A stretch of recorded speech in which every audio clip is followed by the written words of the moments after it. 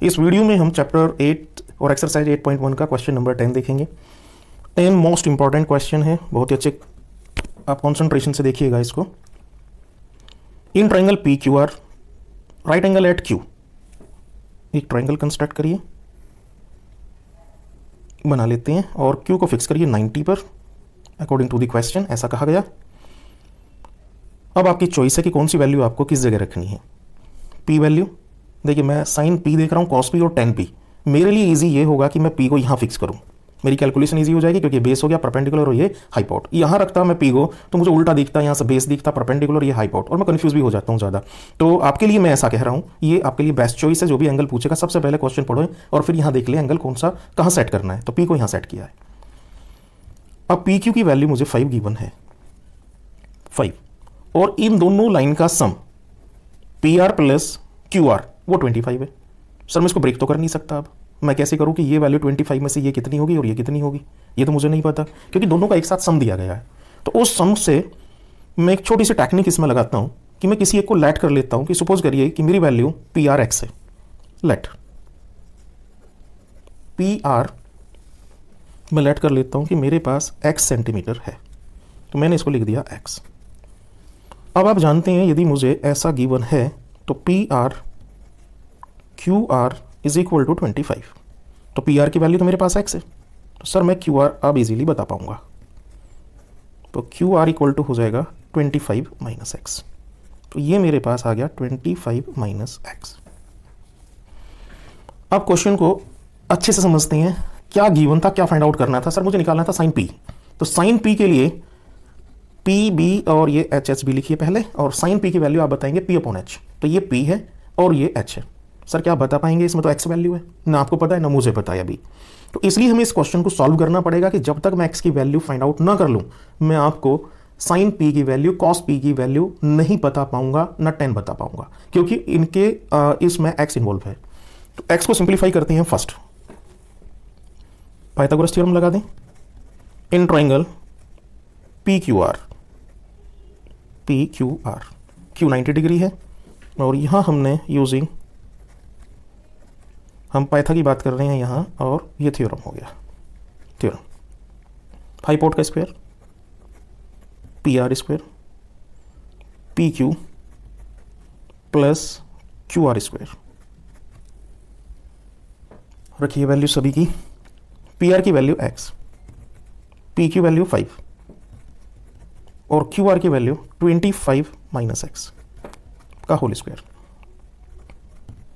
25 ए minus B का whole square open करिए, ए minus B, तो ए स्क्वायर मैं डायरेक्ट लिख दूं 25 का square 625, A square plus B square X square minus 2 A B, 2 into 25 50 50 x.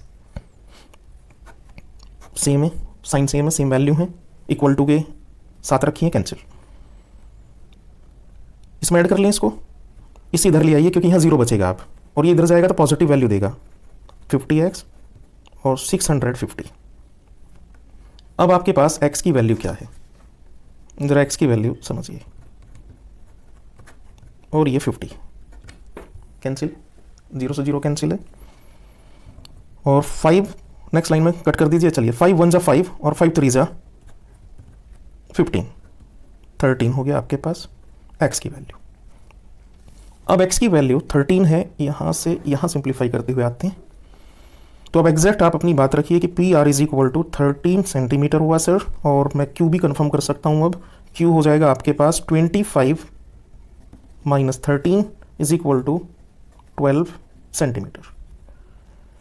मेरे पास तो सब कुछ आ गया। अब एक रफ ट्राइंगल अपने आप को अच्छे से समझाने के लिए लिख लेते हैं।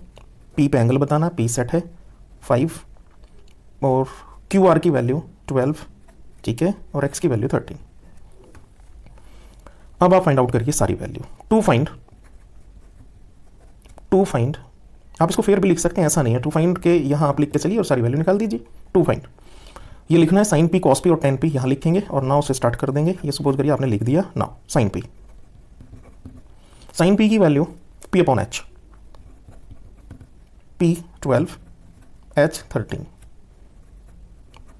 cos P B upon H base upon hypot, base 5 है, हाइपोट 13 है, tan P P upon B या P अपॉन B 12 अपॉन 5। यही आंसर फाइंड आउट करना था। क्वेश्चन नंबर 11 देखते हैं। State whether the following are true and false, justify your answer. Question number first है इसका first part, the value of tan A is always less than 1। ये false होगा।